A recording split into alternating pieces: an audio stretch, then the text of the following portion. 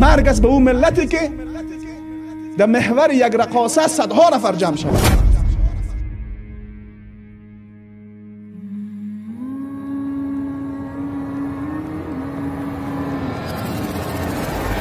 و یک عالم تنها باقی بماند، کشته شود و زندانی شود.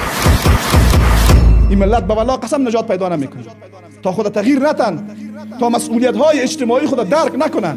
یک دلاک خبیث در یک جای میره، هزاران نفر در گرد از او جمع میشن، برش پیسه خود هم مصرف میکنن، برش پول هم میتن، مجلس هم میتن، صدها نفر هم غذا میتن به خاطر چی که دولکچی اومده دولک بزنه برام.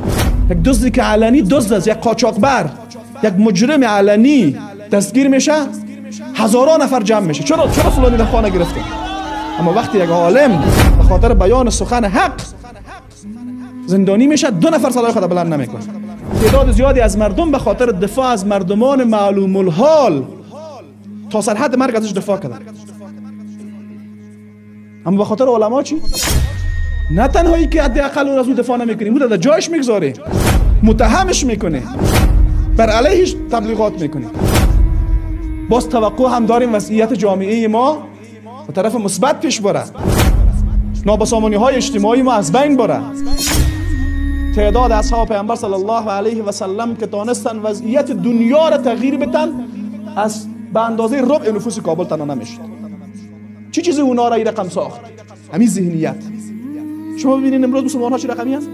نزدیک به 2 میلیارد مسلمان، 2 میلیارد در زبان آدم میاد، 1 میلیارد و 700 میلیون خلیفه هستن. اما چی؟ اصحاب پیامبر صلی الله علیه و سلم چند نفر؟ یکی از علما میگه اگر از هر 100,000 مسلمان 1 مسلمان مسئولیت خود درست ادا بکنه وضعیت تغییر میکنه. واقعا نبود رقم. گپ است که نشان میده اوج انحطاط این امت متاسفانه که ما در بین 100,000 مسلمان هم 1 نفر ما صحیح کار نمیکنه. پس باید بیدار شویم. در مرحله بسیار حساس ما شما قرار داریم. ابتلای بسیار سختی الله متعال سر ما شما آورده، هم سر علما آورده و هم سر مردم عام آورده. سر علما این مسئولیت ها را آورده که سخن حق برای مردم بیان بکنن، و سر مردم آورده که وقتی کسی از سخن حق را بیان میکنه شما به عنوان کسانی که مسئولیت اجتماعی دارین از اونها دفاع بکنید.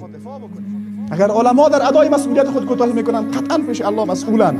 اگر ما هم به عنوان مردم عام در مسئولیت های خود کوتاهی میکنیم، ما هم پیش پروردگار مسئولیم. در هیچ اجتماعی او تو یک مرحله نبوده مگری که حتما علمای حقانی بودن و سخن حق را برای مردم گفتن و رساندن و مشکلات بی نهایت زیاد را هم به خاطر این مسئله تحمل کردن. وضعیت امروزی جامعه ما هم دقیقاً این حالت داره.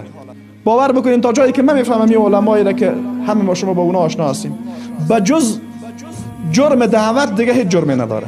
اگر زندانی میشن، اگر تحت فشار قرار میگیرن، اگر هر مشکل دیگه میان، جرمشون فقط بیان سخن حق است.